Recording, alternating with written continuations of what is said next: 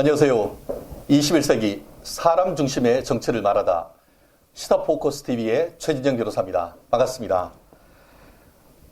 여러분은 작년 2020년 북한 인민과 북한 정권에 가장 큰 영향력을 미친 대한민국 정치인이 누구라고 생각하십니까? 문재인 대통령이라고 생각하십니까? 저는 생각이 좀 다릅니다. 바로 지성호 의원입니다. 탈북자 꽃제비에서 대한민국 국민을 대표하는 국회의원이 되신 우리 지성호 의원님, 아마 그 작년 이 북한 인민들에게 메가톤급 충격과 어떻게 보면은 미래에 대한 비전을 준 분이 바로 이분이 아닌가 싶은데요. 오늘은 국민의힘 지성호 의원님 모시고 얘기 한번 나눠보겠습니다. 반갑습니다. 반갑습니다. 네. 반갑습니다. 저도 TV와 언론을 통해서만 봤는데 이렇게 뵙게 되니까 영광이고 굉장히 젊습니다. 또 핸섬 하신 미남이신데 오늘 특히 또 참 좋은 정치인상 받은 거 참 축하드리고요. 이 상은 정말 우리나라에서 서민, 낮으신 분, 그런 분들 위해서 밤낮 가리지 않고 일하시는 그런 정치인을 뽑아서 이렇게 시상을 하는 상인데 오늘 이 상 받으신 소감 한번 말씀해 주시죠. 참 대한민국에서 이제 15년을 이제 살면서 가장 감동적이고 기쁜 하루인 것 같습니다. 또 대한민국 정치인이 되기까지 또 여러 이제 많은 일들도 했었고 또 정치 일선에서 뭐 쉬운 일만 있었던 것도 아니고 어려운 일도 많았었는데 그 힘들었던 또 몇 개월의 시간들을 이제 보상받는다는 의미도 이제 크지만 또 더 나가서 이제 대한민국 국민들이 보시기에 정말 좋은 정치인으로 보였다고 이제 느끼신다는 것에 이제 더욱 이제 기쁘고 이제 감사한 것 같습니다. 고맙습니다. 겸손의 말씀이신 것 같습니다. 그래요. 아시다시피 우리 지성호 의원님 같은 경우에는 이른바 꽃제비, 정말 고난의 행군을 통해서 북한에 정말 양식이 부족하고 할 때에 바닥에 떨어진 음식을 이렇게 찾아 나서는 그런 모습, 우리 TV를 통해서 많이 익숙하실 텐데요. 저희가 알기로는 이 태어나신 고향이 우리 두만강 푸른물 흐르는 두만강 강변 옆에 있는 탄광 도시에서 태어나신 것으로 알고 있습니다. 그리고 6,000마일, 한 10,000km 넘는 여정을 거쳐서 대한민국 품에 안기신 분이신 걸로 아는데요. 제가 이렇게 얘기하는 것보다 직접 지 의원님께서 자신의 어떤 어린 시절 그리고 또 어떻게 해서 또 탈북하게 되셨는지 어떻게 해서 이 한국에서 이 자리에 오게 된지 한 40년에 가까운 일정을 한 3, 4분으로 한번 줄여서 한번 말씀해 주시죠. 네. 예. 지금 이 방송은 이제 북한에 이제 계신 우리 고향 이제 형님, 누나 또 동생들 저희 부모님 뻘 되시는 많은 분들이 보기를 이제 원합니다. 보시는 것처럼 지성호는 지금 대한민국에서 300명의 한 사람, 국민을 대표하는 300명 중에 한 사람이 국회의원이 되었고 또 오늘은 열심히 의정 활동을 하여서 참 좋은 이제 정치인상도 이제 수상하게 되었습니다.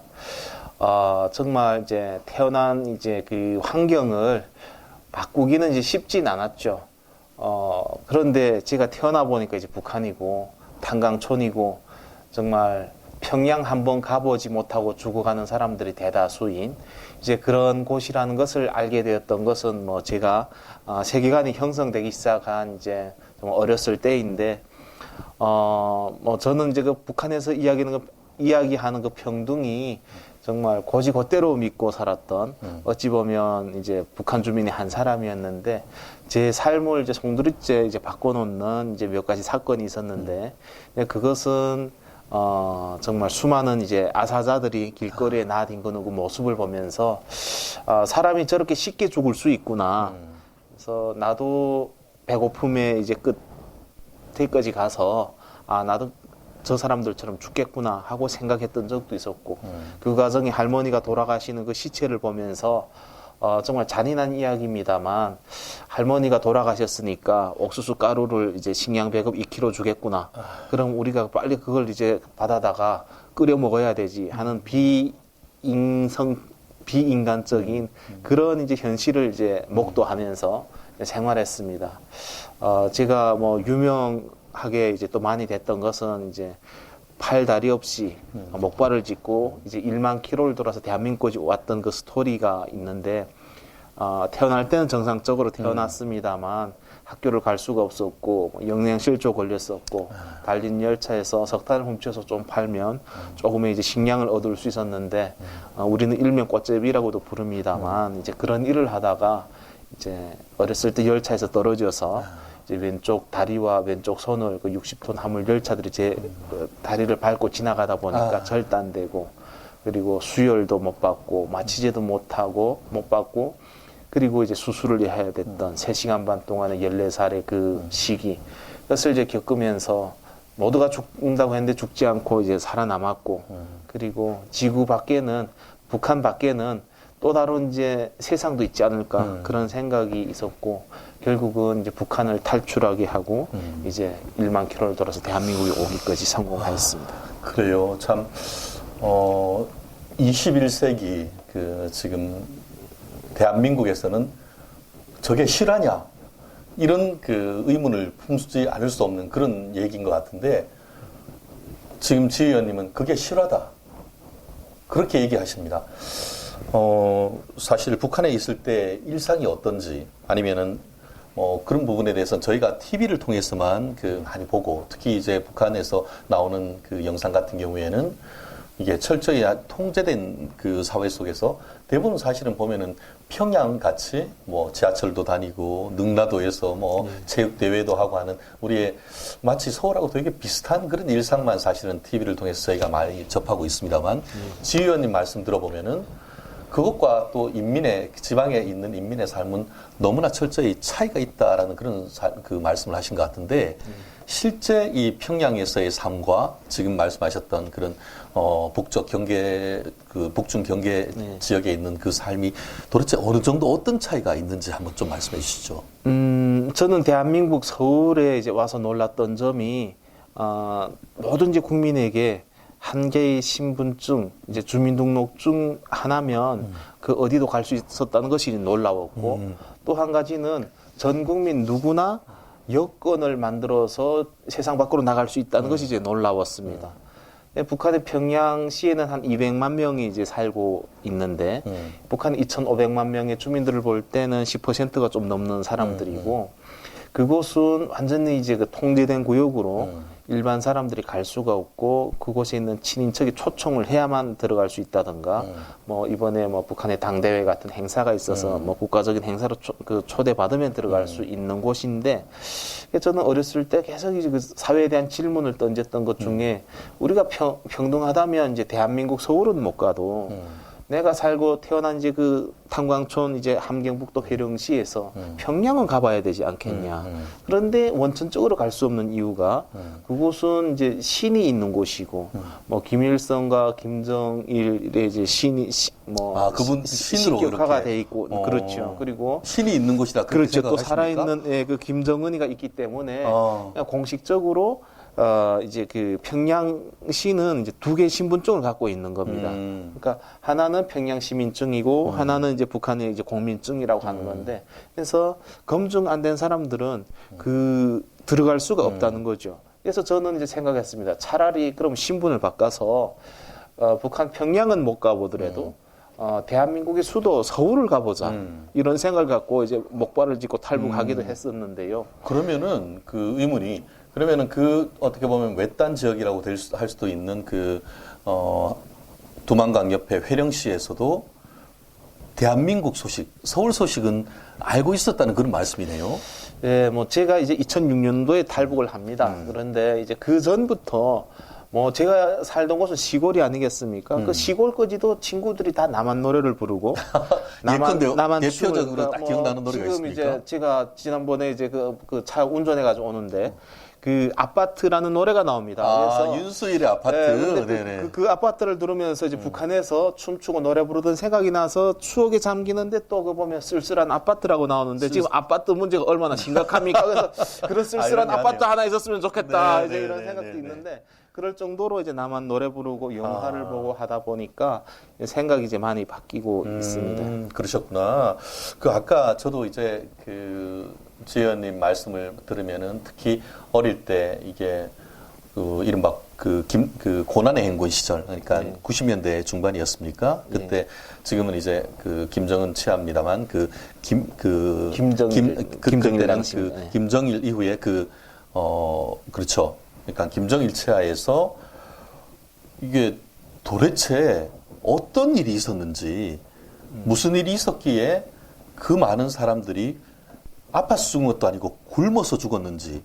그래서 굶어서 할머니가 돌아가시니까 할머니 돌아가시면은 양식이 조금 남아서 우리가 더 배급을 받을 수 있게 이런 생각을 할 수 있는 그런 비극적 상황이었는지 그 상황을 한번 좀 말씀해 주시죠.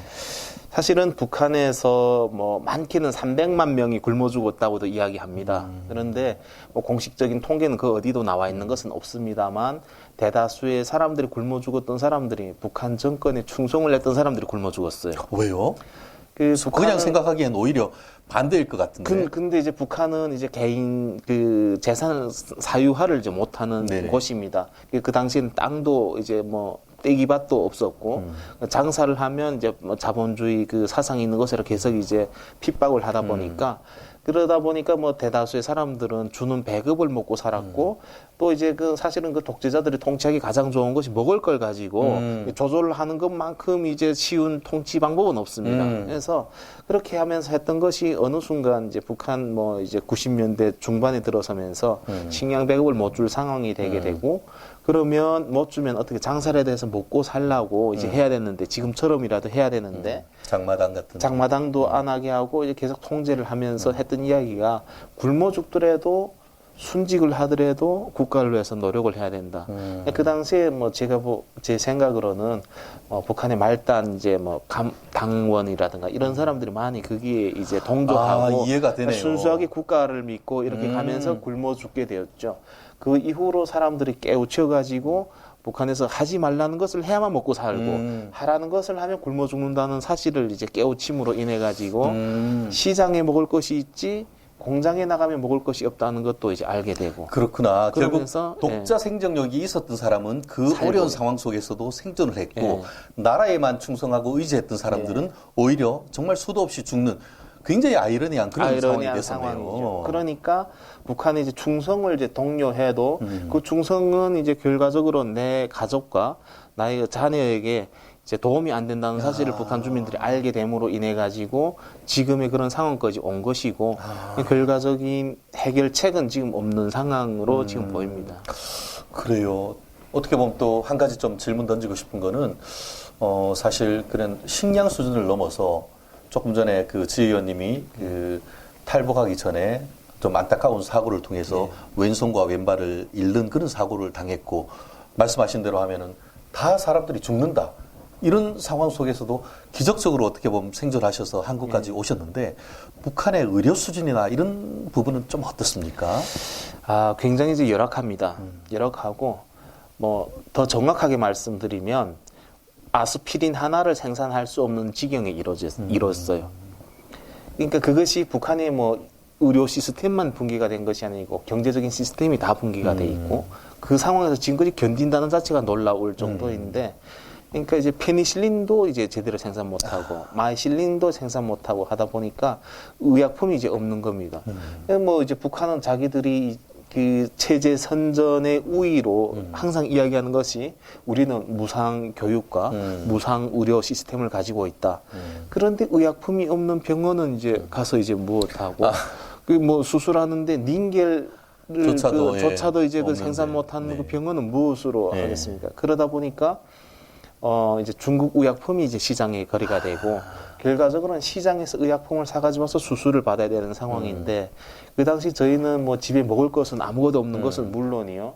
이제 집에 있는 뭐 집기구들도 다 팔아서 먹을 것을 다 바꿔 먹고 그런 상황에서 정말 생계의 마지막 그 한계에 닥쳐서 그걸 하다 보니까 그 의약품을 살 돈도 없었던 거죠. 그러다 보니까 수술을 하는데 14살 나이에 수술을 하는데 눈 뜨고 정말 수술대 위에서 이제 팔 다리를 절단하는 이제 그 고통을 이제 느껴야 하고 그리고 마취도 안 돼 있고 수술 후에도 7개월 동안을 이게 다리가 썩어나 가지고 그러니까 항생제를 이제 미처 맞지 못해 가지고 네.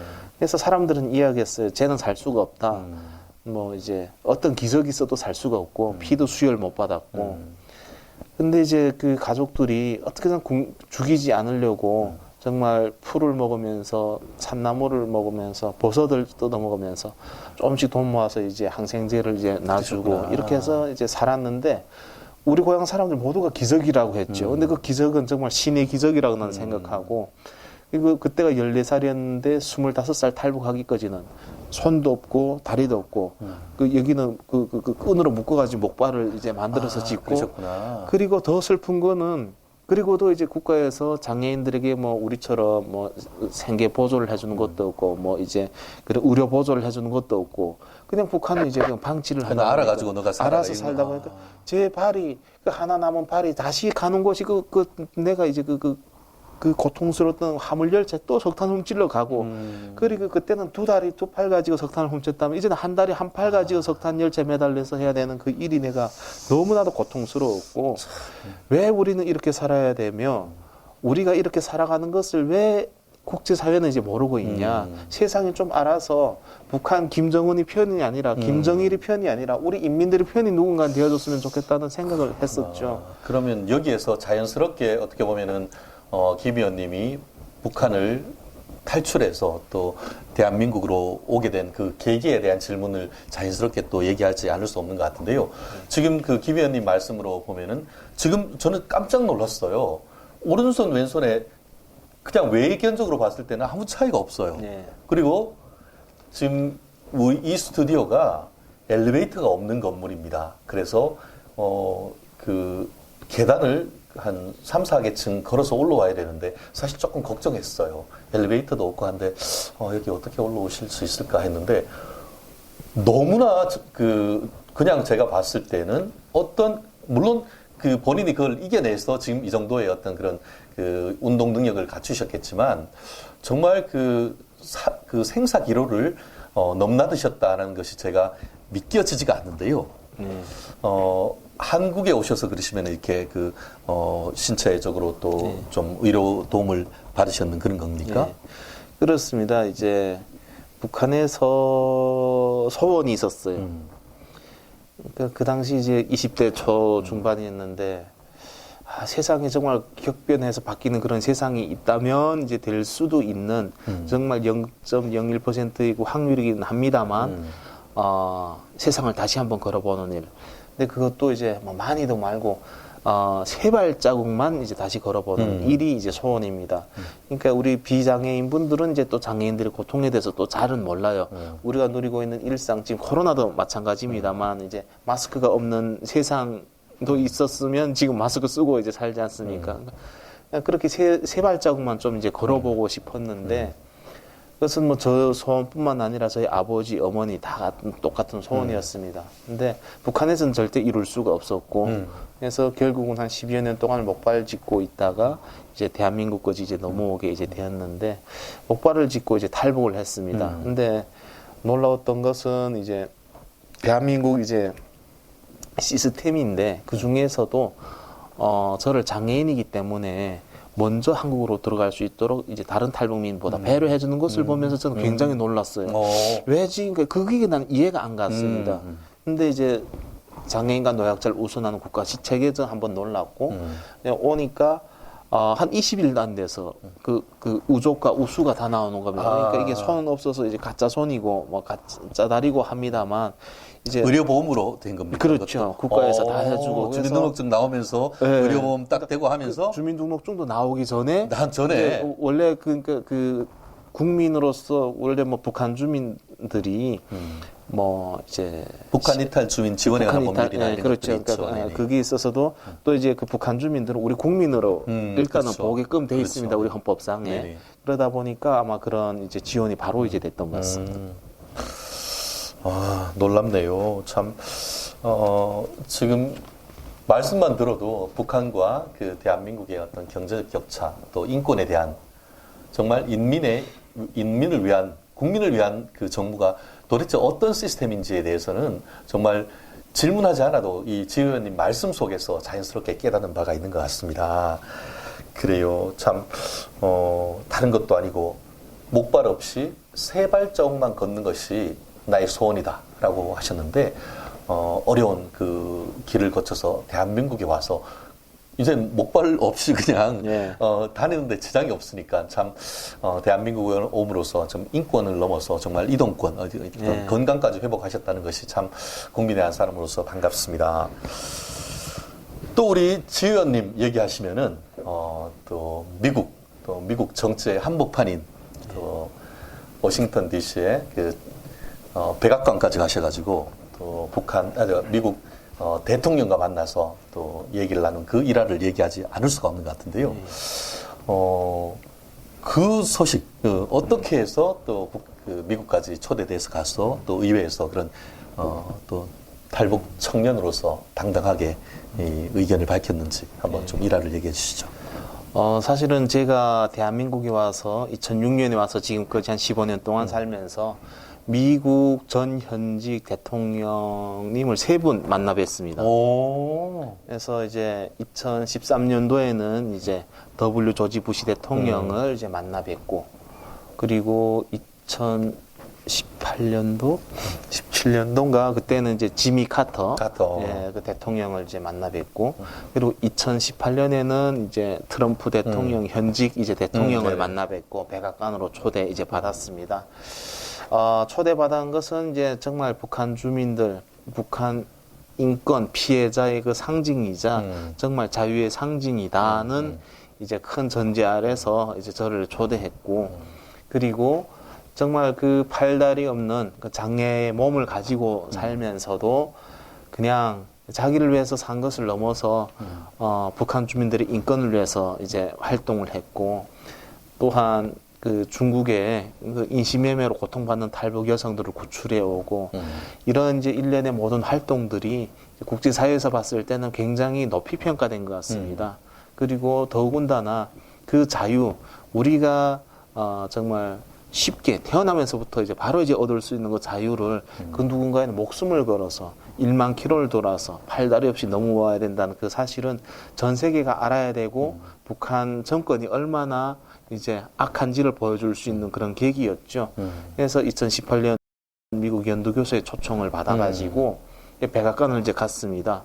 백악관은 이제 처음 이제 가봤었는데 굉장히 뭐 아름다운 것을 넘어서 이제 놀라움을 많이 느꼈고, 또 뭐 연두교수는 미국의 국민들을 위해서 일한 영웅들이 이제 초대받는 맞습니다. 자리입니다. 그렇죠. 네. 거기는 아무나 들어갈 수 있는 자리도 아닌데 지구 반대편에 제가 그리고 북한 인권을 위해 가지고 이제 들어갔다는 자체도 이제 놀라웠고, 또 이제 메인 행사는 미 의회에서 하게 됩니다. 네, 그렇죠. 그래서 그게 이제 참여했을 때 저희 스토리가 이야기가 되고, 제가 이제 목발을 전 세계를 향해서 들었을 때 정말 그 안에 있는 모든 사람들이, 그 안에는 뭐 민주당, 공화당 의원들, 상원, 하원 의원들, 대법관, 이제 그 포스타 장군들, 그다음에 이제 그 초청된 게스트들 모두가 이제 박차고 일어나서 이제 환호를 하면서 가장 긴 기립박수를 이제 보내줄 때, 그때 제가 이제 느꼈습니다. 정말 이것은 이제 하늘의 뜻이 있었구나. 내가 오늘날 그 살은 것은 모든 이제 죽음의 그 많은 이제 고비들을 이제 겪고 살은 것은 이제 정말 뜻이 있구나. 그리고 더 나가서 북한으로 갈 날이 멀지 않았구나. 북한 주민들에게 자유가 이제 깃들 날이 멀지 않았구나. 이런 생각을 하게 됐었습니다. 맞습니다. 좀 전에 저도 2018년인가 기억이 생생합니다. 그러니까 연두교수에서 그 트럼프 대통령이 일일이 그때 그 초대된 그 영웅들을 불러 이렇게 세우면서 네. 미스터 지선호라고 네. 하면서 그 네. 얘기를 했던 것이 제 기억에 또렷한데요. 제가 그때 기억해 갔을 때 봤을 때도 그 목발을 네. 가셨고 네. 한 인터뷰에서는 그렇게 얘기하셨더라고요. 이 목발은 아버지의 유품이자 자유를 찾아 탈출한 상징이다. 상징이. 이렇게 네. 그 얘기를 하셨던 것 같은데 네, 맞습니다. 그때 이제 그 트럼프 대통령을 만났을 때 트럼프 대통령이 그 지 의원님한테 무슨 얘기를 하시던가요? 이제 정말 당신은 영웅이다. 음. 그런 이야기 했고, 전 세계가 당신의 그 스토리를 알아야 된다. 음. 그것도 저는 이제 놀라웠어요. 이제 초대된 그 자리도 그렇지만 저에 대한 가분한 그 이야기도 이제 놀라웠고, 무엇보다 제일 먼저 이제 행사 전날에 먼저 쭉 이제 게스트들 이제 기념 촬영도 하는 그런 네네. 시간이 있는데, 제가 제일 먼저 첫 번째로 이제 초대돼서 이제 들어가는 그것도 이제 놀라웠고, 근데 한 번 아니라 그 당시 백악관 갔다 2번 이제 그 백악관에 들어가게 됐는데, 며칠 후에 탈북민 몇 번 또 초청해가지고 네. 함께 북한의 상황을 이야기하는 자리가 있었죠. 근데 거기에서 저는 몰랐어요. 근데 또 만났는데 대통령께서 페이스북이랑 이런 곳에도 다 이제 소개해 주시고 제가 다 봤다, 이제 감사하다 이야기하니까 당신 슈퍼스타가 된 거 아니야? 그런 이야기도 네, 하고. 아까 그래서 말씀하셨던 이야기하면서 이제 앉아서 행사가 끝나고 이제 자유롭게 이야기하고 끝났는데 저는 그 당시에는 몰랐어요. 그런데 끝나고 나서 보니까 당신이 앉았던 자리가 무슨 자리인지 아냐. 그 보좌관들이 NSC 보좌관들이 그 이야기하는 거죠. 잘 모르겠다. 이제 보니까 국가 정상이 앉는 자리였던 거예요. 정상급의 대우를 이제 받았던 거죠. 제가 들었던 생각이 김정은이 자기 자리 뺏길까 봐라도 조만간 좀 이제 밖으로 나오지 않겠냐.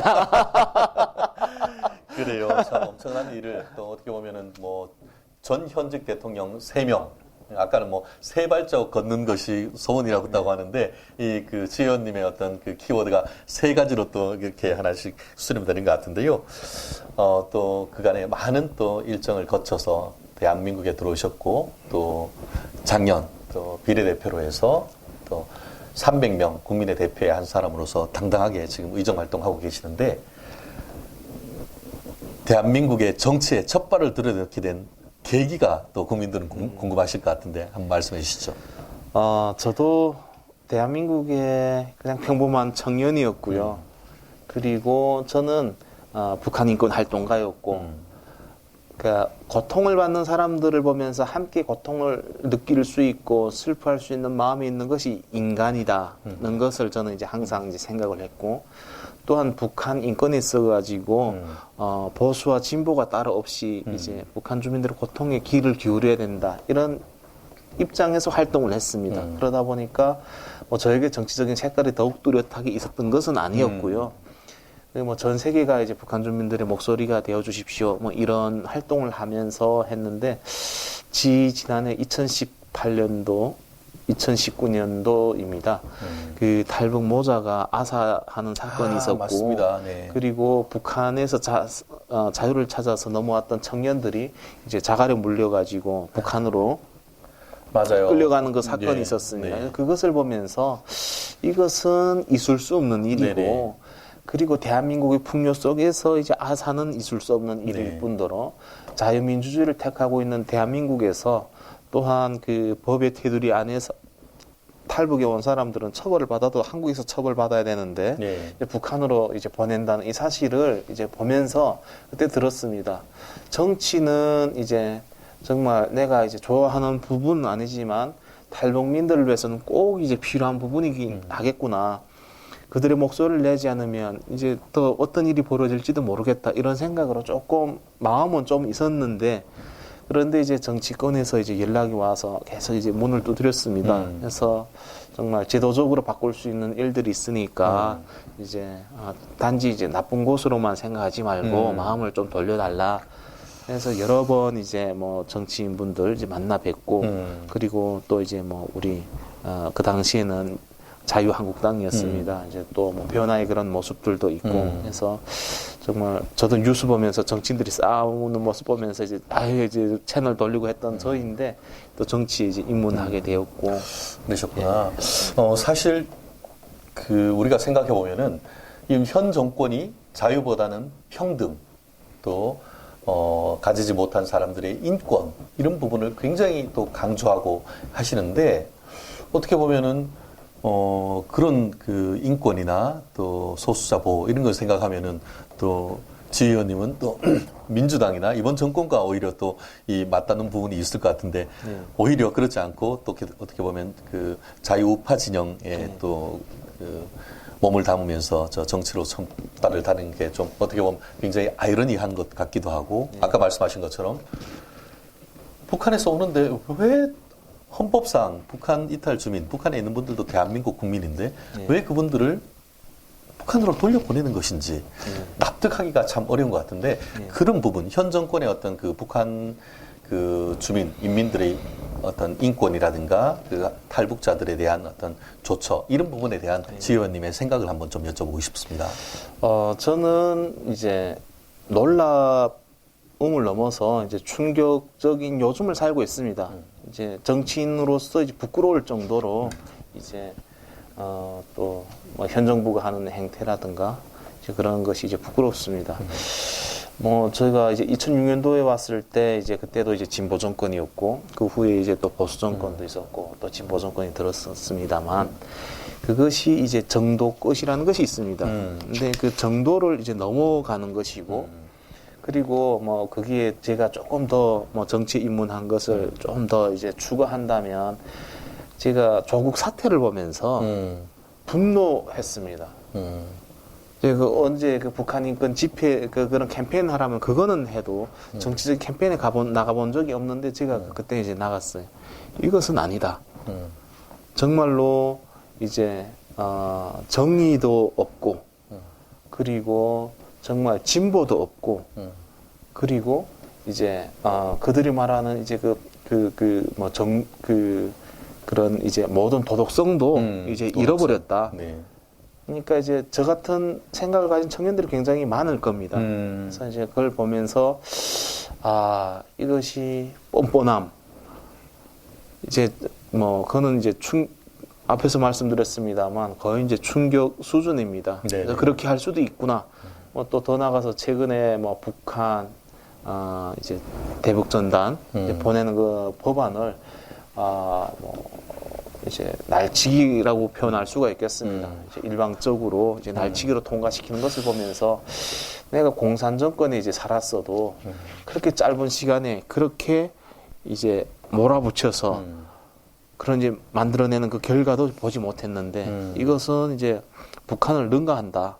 이런 생각도 이제 하게 됩니다. 그래요. 그 문재인 정권이 그 북한에서 탈북해서 한국으로 온 북한 주민들을 북한으로 눈에 이 두건을 씌워서 보내는 그 사실 그 자체에 대해서 정도를 넘는 것이다 이런 비판을 해주신 것 같습니다. 사실 그 우리 지 의원님 같은 경우에는 북한 인권 단체 그 나우라는 그런 것을 설립해서 이끌어오신 것으로 알고 있는데 어떻게 이번 정권 들어와 가지고 어떤 정부의 지원이라든가 이런 것들은 혹시 어떤지 한번 궁금하네요. 북한 인권은 지금 이제 거의 정말 어떻게 표현하면 좋을까요? 거의 활동을 못 하는 겁니다. 지금 이제 많은 이제 단체들이 그러니까 뭐 지원이 이제 끊어진 것은 이제 물론이고 우리가 지원이 아예 없는 겁니까? 네, 대표적인 이제 단체들 그러면 뭐 탈북자 동지회라든가 또한 뭐 북한 이제 민주화위원회 이런 것들은 상징성이 이제 있는 곳들이기도 하고 그래서 국가의 지원들이 있었는데 그 자체도 지원이 이제 안 되고 그리고 뭐 숭이 동지회 뭐 이런 것들도 그렇고 그리고 이제 핍박을 이제 하는 겁니다. 정권이 시작을 해서부터 이제 핍박을 하고 심지어는 후원하는 사람들을 이제 전화를 해서 뭐 그런 이제 북한 인권 단체 이제 후원하는 것이 있냐 뭐 이런 식의 이제 겁도 준다고 하고 그렇게 이제 활동을 이제 못하게 하고 또 이제 거기다가 이제 대북 전단 같은 걸 보내지 못하게 하고 뭐 그들은 또 이제 생기가 어렵고 이렇게 하다 보니까 실질적으로 활동을 하는데 이제 많은 제약들이 있는 겁니다. 뭐 지금은 말할 수 있겠습니다만 제가 몇 년 동안 탈북자들을 구출한 사람도 이제 다 모금을 해서 구출한 사람도 한 500여 명이 됩니다만 여기저기에서 중국에서 체포당해가지고 북한으로 송환되게 된 사람들을 정말 미국도 통해가지고 제 친분 있는 이제 많은 분들이 있지 않겠습니까? 이분들이 나서서 살려준 사람들 몇백 명이 이제 되는데, 근데 이런 활동에 있어서도 외교부가 나서야 되는데 제대로 일을 안 하고 있고, 심지어는 뭐 여름에 이제 잡히면 그 부서가 있습니다, 외교부 안에도. 그래서 가서 이게 살려주세요, 뭐 도와주세요 했는데 1월 달에 이제 제가 외교부를 이제 다시 방문할 일이 있어서 다른 일로 갔는데 그때 잡혔던 사람들이 신상을 가지고 나온 겁니다. 그래서 이 사람들은 북한으로 송환됐겠죠. 뭐 연락도 안 됩니다 하는데 그 사람들은 솔직히 내가 미국하고 해가지고 이미 이제 뽑아가지고 한국에 와가지고 그들이 하나원을 나하고 다 이제 마치고 사회 나서 이제 저기 뭐 어디 서울시 어느 구에서 지금 다 살고 있는데 아직도 정부가 그것도 모르고 있다는 자체가 나는 실화 현황 조사조차도 제대로 자료도 안 돼 있다는 거죠. 네. 들어오면 그래도 이제 그 사람들에 대한 업데이트라도 돼가지고 이제 들어왔구나를 해야 되는데 그래서 이 사람들이 너무 일을 안 하는구나. 결국 그 현 정부 내의 어떤 그 북한 어떻게 보면 북한에서 한국으로 들어오신 분들에 대한 기초 데이터조차도 그렇죠. 제대로 업데이트되고 있지 않다는 중국에서 말씀이네요. 체포당한 사람들 그 데이터를 해가지고 이러이러한 사람들을 체포당했으니까 이제 우리 외교부에서 도와주세요. 그래서 다 자료들 있는데 지금 이제 그 자료를 갖고 이제 나오는 겁니다. 몇 개월 후에 이제 저는 그 일 때문에 온 건 아닌데 지금 이 자료를 갖고 오면서 이제 그 사람들은 다 북한으로 송환됐겠죠. 그렇게 하고 어이없는 이제 이야기를 하고 있는 겁니다. 다 이제 한국 와서 지금 살고 있는데. 아이고야. 그럼 결국 지금 그 얘기는 한국에 들어올 때까지는 어떻게 보면 외교부에서 담당하지만 또 한국에 들어와서 한 같은 경우에는 통일부라든가 아니면 하나원 같은 경우에는 국정원이라든가 이런 부분에서 서로 이게 그 각 부처끼리의 어떤 협조와 이런 부분이 돼야 되는데 그런 어떤 협조나 어떤 현황 파악 같은 것들이 아예 제대로 되고 있지 않다는 그런 말씀이네요. 그뿐만 아니라 우리가 외교부에 공식적으로 요청한 사람들에 대해서는 그 파악을 하고 진행 사항을 체크해야 되는데 앞에서는 한다고 이제 하지 않은 거죠. 그게 바로 그 지의원님 같은 분들이 해주셔야 될 부분이 아닌가 싶습니다. 제가 그 언론 인터뷰를 보니까 그 작년에 당선되셨을 때 정말 북한 주민들의 인권 그리고 또 장애인들의 어떤 권익 보장 이 부분들을 위해서 의정 활동을 열심히 하겠다라고 하는데 그런 부분을 정말에 대해서 정말 외교부라든가 통일부 지금 외교 통일부에 지금 계시죠. 그러니까 그런 부분에 대해서 더욱더 좀 그 활동을 해주셨으면 감사하겠는데요. 지금 말씀하신 것처럼 그 좀 전에 그 대북 전단 금지법 이런 부분에 대해서도 얘기를 하신 것 같습니다. 사실 그 탈북 단체들이 북한으로 이제 그 관련되는 물품을 날려 보내기도 하고 또 서해안에서는 또 조류를 이용해 가지고 PT병에 쌀도 해서 보내고 하는데 그런데 이번 정권에 들어와가지고는 대북 전단 살포 자체를 지금 금지하고 그거를 처벌하겠다 이런 식으로 지금 얘기를 하고 있는데 이 대북 전단 금지법에 대한 지혜원님의 생각 한번 말씀해 주시죠. 참 말도 안 되는 이제 상황입니다. 뭐 어느 정부나 이제 대북 전단은 이제 북한으로 이제 넘어갔고 또 상황에 따라서 우리 경찰 공무집행법에 따라 가지고 그것을 좀 제지할 수 있는 그런 방법도 있습니다. 그런데 또한 뭐 공식적으로 이제 뭐 기자회견을 하지 않고 조용하게 보낸다든가 여러 이제 협상을 할 수 있는 그런 부분들도 있었는데 그것이 아니고 저는 이제 외교부 그러니까 그 외통위 안에서도 법안 소위라고 해가지고 법안심사 소위. 법안심사 소위라고 하면 이제 가장 기본적으로 오는 법안들을 다 해가지고 이제 여러 의원들 여당 야당 의원님들이 그걸 보고 이거는 좀 이제 수정해야겠습니다. 이거는 이제 지금은 아닌 것 같으니까 좀 보류해야 되겠습니다. 이것은 이번에 이제 올립시다. 이걸 하는 곳입니다. 근데 여기에서조차 모든 것은 다 서로의 의견을 조합해가지고 때로는 수정한 대로 올리고 하는데 그거 아니고 무조건 우리는 통과시키겠다. 그러니까 막 그날은 이제 타이드 다 풀고 온 거예요. 그냥 항상 이제 웃으면서도 이제 여야가 이제 일을 했었는데 그리고 눈앞에서 그걸 하는 걸 보면서 내가 창피했습니다. 이제 배지를 달고 있는 창피해가지고 나오면서 배지를 떼고 주머니에 넣고 나왔어요. 그러니까 이것이 이제 민주주의라는 이름으로 행해지는 또 다른 이제 독재의 모습인가? 이 뭐 북한하고 이제 다른 점이 이제 무엇이 있는가? 강자가 약자를 이제 짓밟고 독재가 이제 주민들을 짓밟고 예를 들어서 최소한의 이제 그 대화가 이제 통하지 않는 그리고 이제 며칠 있다가 이제 우리 그 법안 소위 넘어서 이제 외통이 전체 회에서 똑같은 방법인 겁니다. 그건 뭐 자기는 기립으로 하겠다는 겁니다. 맞아요. 북한도 아니고 네. 저 기립으로 하는 거 처음 봤어요. 여기다가 예. 또 저기 그게 또 통과돼가지고 법사위 이제 들어가서 거기서도 마찬가지고 해서 제가 이제 미국으로 갔죠. 가서 많은 뭐 제 지인들이 있습니다만 만나서 이야기를 했고 결과적으로는 스미스 의원 같은 경우에는 이제 바로 이제 가장 강력한 이제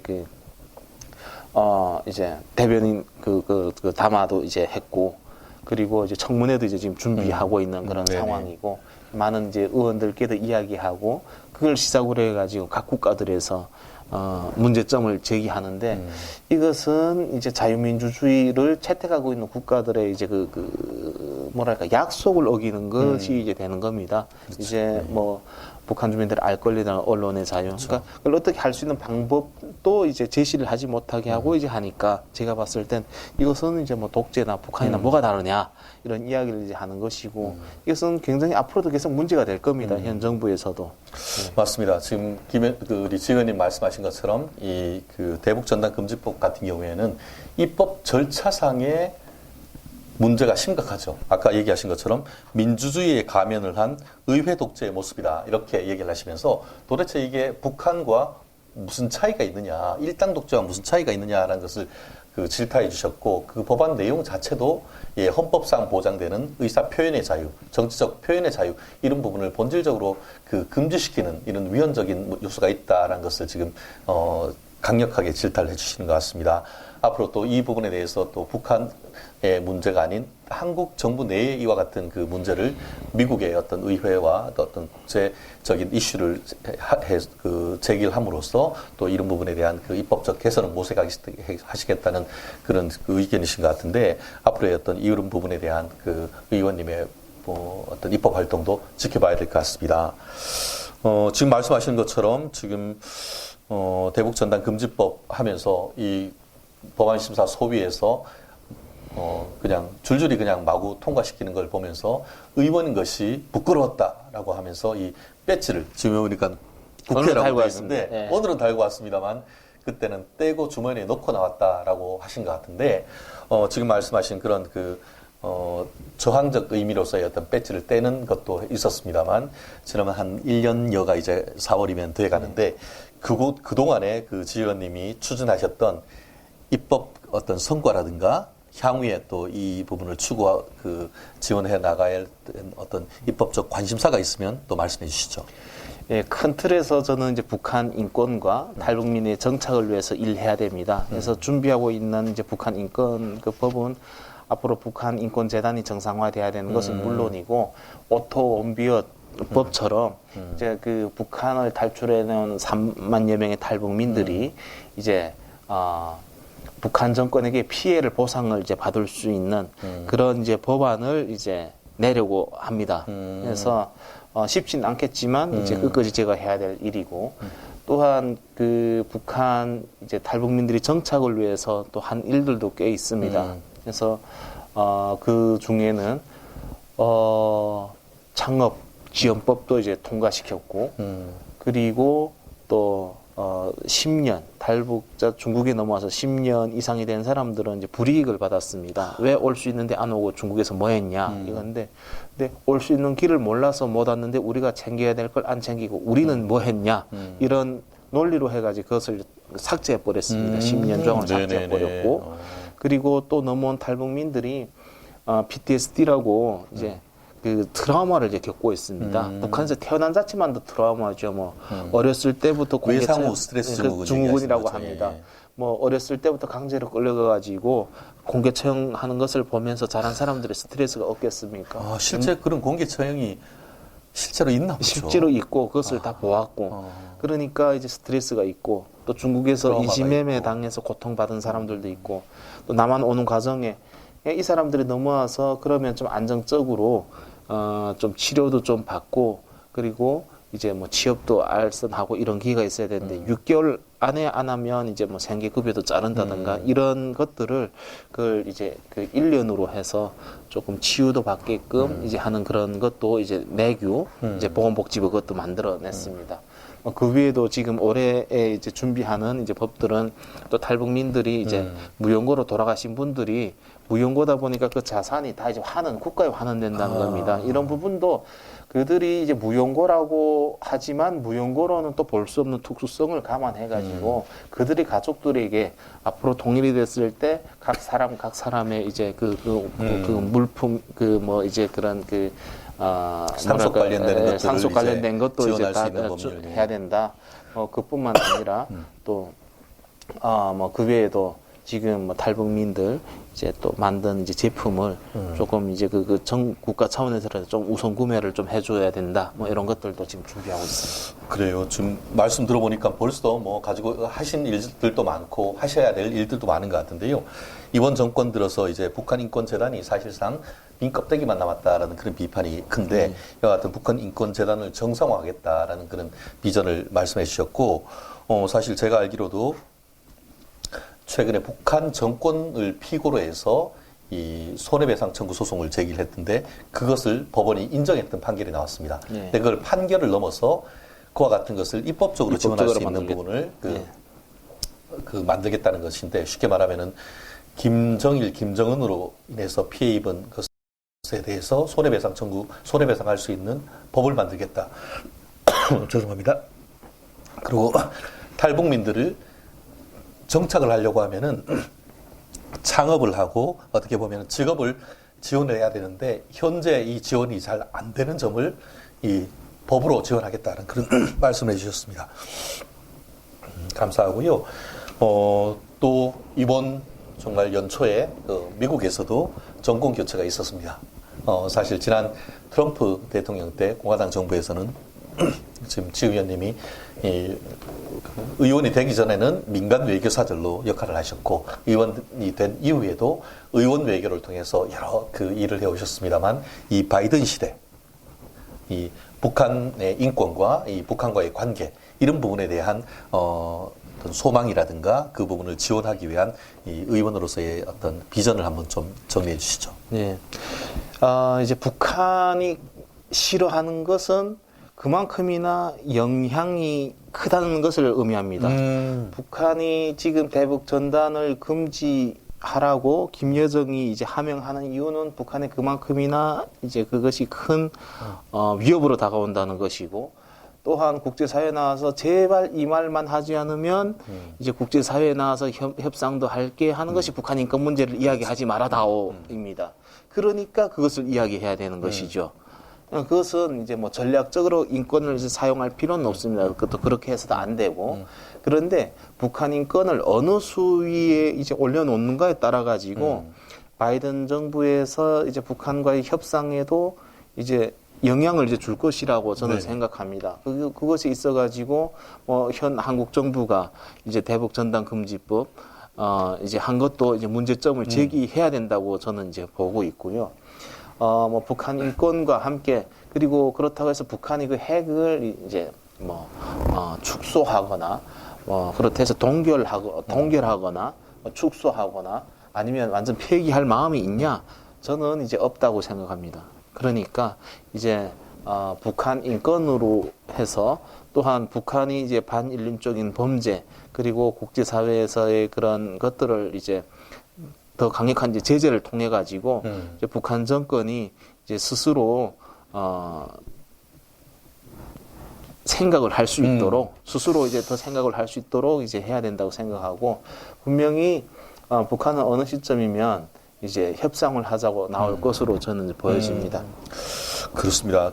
좀 전에 말씀하신 것처럼 북한이 싫어하는 것은 그만큼 북한에게 뼈아프고 북한에 미치는 인민과 그 지역 사회에 미치는 영향이 크기 때문에 북한이 싫어한다라는 그런 말씀을 하셨는데 그게 바로 이 대북 전단과 관련되는 부분도 맞닿아 있는 부분인 것 같습니다.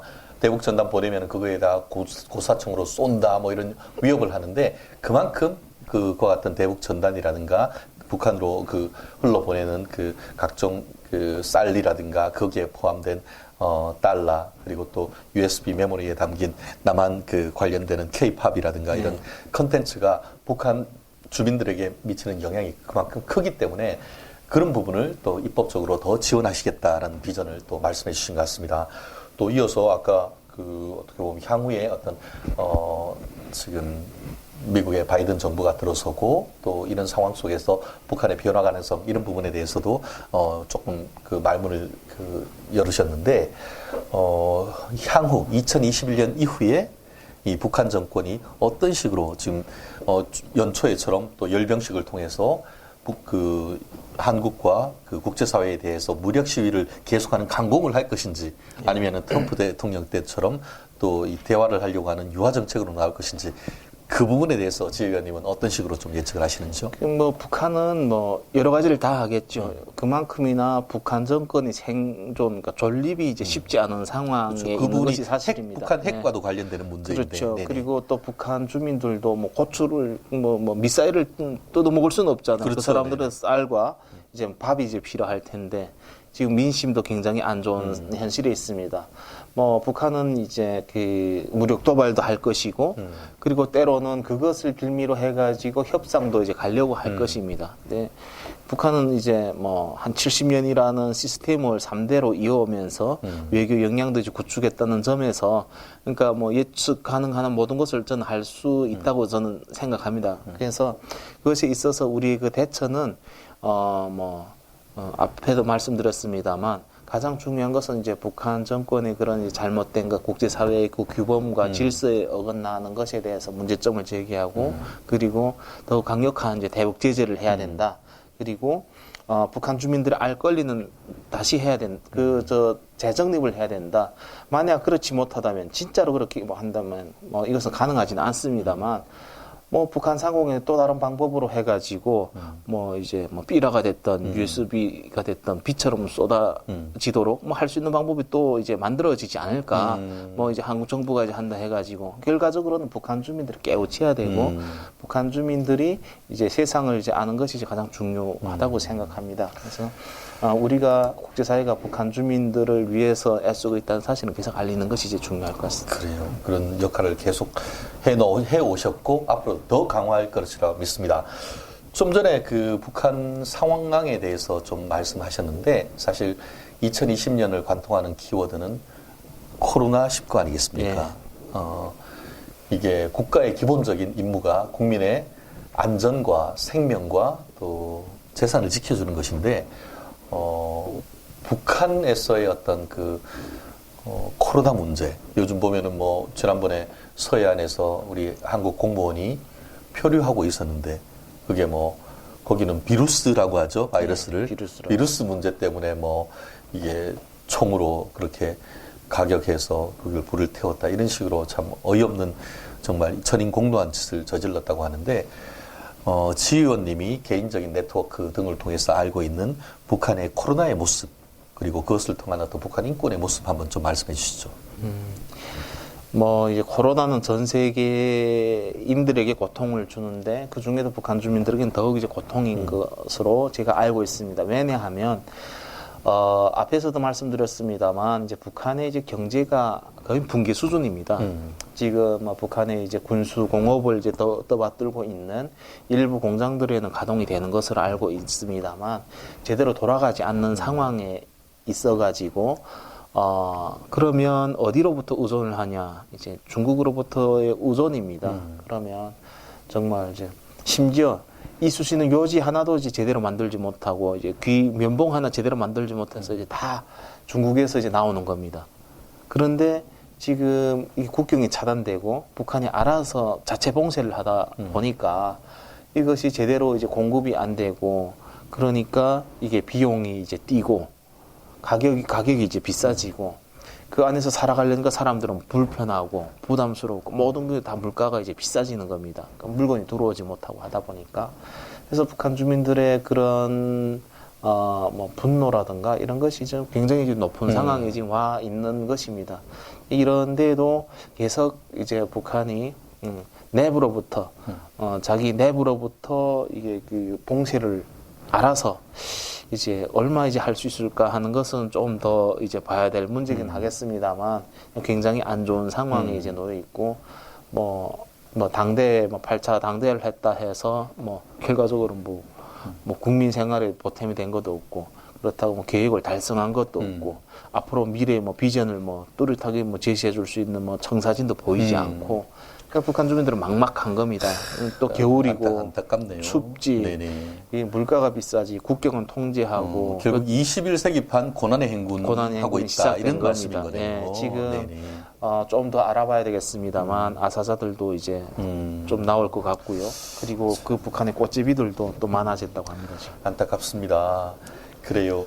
이제 몇 가지만 좀 더 여쭤보고 이제 인터뷰를 마무리할까 하는데요. 북한 하면은 가장 우리가 걱정하는 것이 북한 핵 아니겠습니까? 최근에 있었던 북한 열병식 같은 경우에도 보면은 이른바 개량된 SLBM 잠수함에서 쏘는 그 단도탄 미사일 같은 것들이 나오고 있고 강력한 어떤 핵무기를 더 어떻게 보면 이동 발사체라든가 이런 부분을 강화하겠다라고 분명히 그렇게 얘기함에도 불구하고 문재인 대통령께서는 북한의 비핵화 의지는 확고하다. 이런 얘기를 하고 계시는데 우리 국민은 어느 장단에 춤을 춰야 되는 건가요? 북한이 정말 우리 국민... 핵을 포기를 하는 겁니까? 아닙니다. 북한이 이제 핵을 포기할 수가 없고 그리고 문재인 정부가 그 운전자 노릇을 한반도 했는데 운전자로. 네. 근데 저는 이제 우리가 뭐 정말 그 운전대가 없는 그 핸들이 없는 운전석을 이제 저는 이제 문재인 정부가 어디로 갈지를 모르는 거네요. 이제 그러면은 좀 사고가 금방 날 수도 있다는 거네요. 그렇죠. 지금 이제 많이 갔지 않습니까? 네네. 지금 벼랑 그렇죠. 끝까지 벼랑 지금 끝으로 갔는데 점점 가고 있다는 거네요. 지금 빨리 이제 브레이크를 잡아야 되는데 브레이크를 안 잡고 이제 지성호식 브레이크는 뭡니까? 이거? 네. 확신적 뭐 이제 차서 하는데 제가 이제 보기에는 문재인 정부도 임기가 얼마 남지 않았습니다만 좀 확실할 필요가 있다고 생각합니다. 그러니까 예를 들면 이런 것이 되겠습니다. 국가를 운영해 가는 데 있어서 뭐 최고 통수권자는 대통령이겠습니다만 국방부의 역할이 있고 그리고 또 이제 외교부의 역할이 있고 네. 통일부의 역할이 있을 텐데 뭐 통일부 장관은 뭐 이런 소리 저런 소리 할 수 있습니다만 네네. 외교부 장관은 확실한 이제 북한 인권이라든가 국제사회 틀에 맞춘 이제 외교 역량을 이제 발휘해야 되겠고 네네. 국방부 장관도 이제 한미 동맹을 이제 비롯한 이제 훈련이라든가 이것을 이제 확실히 해야 될 필요가 있습니다. 근데 이것도 아니고 저것도 아니고 뭐 저 핸들은 빠져가지고 이제 차는 이제 벼랑 끝에 갔는데 그대로 이제 놓고 있다면 뭐 추락하지 않겠습니까? 그러면 그게 이제 타고 있는 사람들이 이제 문제죠. 그렇죠. 결과적으로 이제 국민들의 이제 고통으로 다가온다는 것입니다. 그래서 현실을 직시할 필요가 있고 확신에 찬 그런 모습들이 어찌 보면 국민들을 조금이나마 안정을 시킬 수는 있겠습니다만 그것이 이제 정말 더 큰 이제 부메랑이 되어가지고 이제 돌아올 수도 있다는 것도 명심해야 될 것 같습니다. 그렇습니다. 헌법상 대한민국 헌법의 수호자는 대통령이죠. 실제로 국가의 안보 또 국민의 안전을 해야 될 사람인데 말은 한반도 운전자론이라고 합니다만 지 의원님 말씀에 따르면은 한반도 지금 호에 이 선장이 운전대조차 없이 목표도 없이 정처 없이 벼랑 끝으로 지금 국민을 몰고 간다 이렇게 표현하신 것 같은데 북한 김정은 정권이 핵 포기할 의사 전혀 없다. 그럴 가능성이 없다라고 지금 말씀하시는데 정말 이번 정권 새겨드려야 될 것 같습니다. 이제 실질적으로 마지막 질문이 될 수도 있는 것 같은데요. 우리나라 헌법에 보면은 우리나라 대한민국은 통일을 지향한다고 되어 있습니다. 대통령이 통일을 지향하는 것은 대통령의 책무입니다. 예. 그런데 지금 우리가 말로는 우리의 소원은 통일이라고 하지만 특히 젊은 10대, 20대들을 중심으로는 아니 왜 통일을 하냐고. 통일하면은 우리도 지금 살기 어려운데 오히려 통일 비용이 어마어마하기 때문에 이거 통일했다가 오히려 통일이 대박이 아니고 통일이 쪽박이 아니냐, 뭐 이런 식으로 하면서 통일에 대해서 어떤 그 젊은 층으로 내려갈수록 상당히 부정적인 여론이 적지 않습니다. 예. 지금 여전히 그 청년 이 국회의원으로서 이 남북 통일에 관한 비전이 무엇이고 지금 이와 같이 그 젊은 세대들이 통일에 대해서 좀 부정적인 이미지를 갖고 있는데 그런 부분에 대한 그 제 의원님의 생각은 어떠신지요? 대통령도 이제 선서를 하고 국회의원들도 국회의원 선서를 합니다. 그곳에도 나와 있습니다. 한반도 통일을 위해서 일해야 되는 이제 한 사람의 주인공입니다. 통일하면 이제 와닿지 않죠. 뭐 정상회담을 한다고 이제 만들어지는 통일도 아니고 또 뭐 어느 체제로 이제 통일이 된다는 것도 이제 서로에게 문제가 있는 것이고. 그런데 저는 이제 생각하는 것이 그겁니다. 우리는 지금 이미 통일의 공간을 살고 있다. 그 이유 3만 5천 명의 탈북자가 대한민국에 살고 있다는 것은 북한의 한계 군 면적에 해당하는 사람들이 이미 대한민국에서 함께 살고 있다. 그래서 저는 작은 통일이 이제 시작됐다고 저는 생각되고, 네네네. 그리고 대한민국 국민 정서가 탈북민 출신의 국회의원을 2명을 배출할 수 있는 이런 이제 그 마음이 있고, 또한 어찌 보면 미래 통일 국회를 지금 우리는 먼저 지금 살고 있지 않겠습니까? 탈북민 2명 이제 뭐 하면 많이 이제 들어간 거죠. 때로는 뭐 특권계층을 1명, 정말 어려운 사람들 대변해서 뭐 2명이 일하는 것도 되지 않겠습니까? 어찌 보면 통일은 이제 시작됐다고 저는 이제 생각되고, 그러니까 통일이라는 것이 이제 뭐 어떤 식의 막 이제 가시적인 것이 아니라 이미 이런 식으로 시작되면서 뭐 어떤 상황이 이제 마련될 텐데, 그것이 뭐 저는 딱 단지 북한이 붕괴를 이야기하는 건 아닙니다만 상황은 어떻게 이제 돌아갈지가 이제 모릅니다. 그러면 그런 통일을 이제 위해서 그럼 본인이 뭘 준비해야 되겠다까지는 이제 뭐 차후 문제일지라도 우리 사회가 그러면 그 상황을 이제 주도적으로 이끌어 나갈 그런 준비는 해야 되겠다. 근데 그 중에서 어찌 보면 탈북민들이 뭐 때로는 먼저 온 통일이라는 이야기도 들었습니다만 이 사람들을 어떻게 준비시키는가에 따라 가지고 북한이라는 사회가 앞으로 자유민주주의 시스템이 될 수도 있고, 그러면 아니면 실패할 수도 있는 그런 상황도 이제 될 수 있다. 그래서 저는 뭐 북한을 도와주는 것에 있어서도 국가 간의 이제 그 교류도 있겠습니다. 그보단 탈북민들이 잘 살게 해줘라. 탈북민 사장들을 많이 만들어줘서 북한이 바라볼 때 대한민국 가면 이렇게 살더라. 농촌에서 영농해서 성공을 해가지고 농사를 해도 이제 정말 이제 외국 승용차를 타고 다니고 이제 큰 승용차를 타고 다니는 북한 주민들을 보여주어라. 그리고 공공기관에서도 이제 산림청도 있을 거고 여러 가지가 있을 거 아닙니까? 뭐 수자원공사, 북한에 그냥 다 이제 그게 필요한 것들인데 탈북민들을 채용해 가지고 미래 인재를 키우라. 그리고 기업들도 이제 그거 하고. 그래서 이 사람들을 이제 준비시키는 것은 어떤 상황이 돼도 이제 그래도 이제 그걸 이제 이끌어 나갈 수 있는 그 토대가 마련되지 않을까.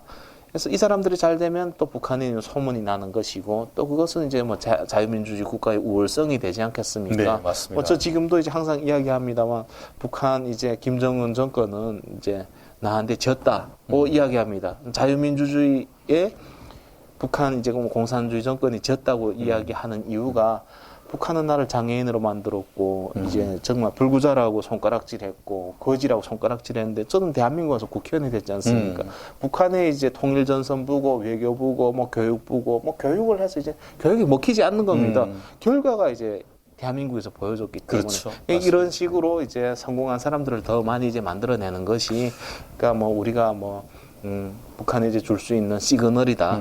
북한 정권과 하는 이제 정부적인 채널이 있다면, 또 이제 그 북한 주민들이 받아들이고 볼 수 있는 그런 이제 또 환경도 마련되어 있으니까, 이제 통일은 이제 멀리 있는 것이 아니라 먼저 온 사람들과 어떻게 이제 마음을 소통하고 서로가 서로를 세워주고 인정해주고 이제 하는가에 따라 가지고 이제 앞으로 이제 한반도의 미래도 결정된다. 통일은 이미 오고 있다, 이렇게 지금 말씀하신 것 같습니다. 결국 국민들이 각자 자기 위치에서 통일을 준비하는 것이 필요하다라고 말씀해 주신 것 같은데요. 사실 저도 우리 그 탈북 1호 박사님, 안찬일 박사님 이런 분들과 이제 그 탈북자들을 위한 법률적인 지원도 저도 하고 있습니다만 각자 자기가 맡은 분야에서의 최선을 다하는 것이 또 통일을 앞당기는 방법이 아닌가 싶은데요. 사실 그렇습니다. 이번에 국민의힘 같은 경우에 이 탈북자 국회의원이 2분 계시지 않습니까? 서울에서 가장 어떻게 보면은 그 부유한 지역에서의 지역국 회의원으로서 이 태영호 의원님 계시고 또 지 의원님은 또 이 비례대표로 이렇게 하는데 적어도 저는 해석을 하기를 태영호 의원님 같은 경우에는 북한 엘리트들에 대한 강력한 메시지이고 또 지성호 의원님 같은 경우에는 북한 보통 인민들에 대한 강력한 돌직구다. 저는 그렇게 표현을 하고 싶습니다. 지금 말씀하신 것처럼 이게 그 태영호 또 지성호 한 명이 아니고 탈북했던 3만 명이 넘는 그런 분들이 한국에 착근하고 거기에서 경제적인 성공을 거두는 케이스가 점점 늘어날수록 그것이 북한에 오히려 반향을 일으키는 것이 훨씬 더 클 것이다. 그러면서 정부의 정책도 통일 정책도 한국에 오신 분들에 대한 지원책 이런 부분들을 더 강화해야 된다라는 그런 메시지로 읽히는 것 같습니다. 오늘 이제 마지막으로 짧게 이 시사 포커스 TV 시청자와 또 국민들에게 메시지를 연두 메시지를 한번 간단히 정리해 주시고 오늘 마치면 좋겠습니다. 네, 이제 저는 항상 감사한 마음입니다. 그 마음으로 지금까지 살아왔고 또 국회의원이 된 것 같습니다. 그 감사함은 이제 국민들께 이제 감사합니다. 지성호라는 이제 정말 한 청년이 정치 일선에서 일할 수 있게 해주신 것은 한 분 한 분이 이제 그런 마음이라고 생각합니다. 근데 정말 더 놀라운 것은 이제 북한에 난리가 났습니다. 진짜 이제 북한의 꽃제비가 이제 국회의원이 되었다는 것이 굉장히 큰 이제 이슈일 텐데요. 참 이제 제 사명감을 갖고 지금 일하고 있습니다. 더 나가서 뭐 이제 국가가 이제 뭐 정부 차원에서 할 일들이 있겠고 또한 뭐 여러 일들이 있겠습니다만 이제 엄청난 큰 이제 효과들을 이제 낼 수도 있다고 저는 생각합니다. 그 일에 있어 가지고 더욱 노력하고 또한 이제 정말 대한민국을 사랑해 주시는 이제 많은 분들 이제 계십니다. 근데 참 대한민국은 좋은 나라이고 그리고 우리가 지켜야 되고 우리 미래가 살아가야 될 그런 땅입니다. 어려운 상황에서도 정말 국가를 좀 더 사랑해 주십시오. 예, 감사합니다. 감사합니다. 참, 대한민국 누구보다도 대한민국을 사랑하시는 분인 것 같습니다. 대한민국을 사랑해달라라는 메시지가 연초에 좀 사람의 국민들의 마음을 울리는 것 같은데요.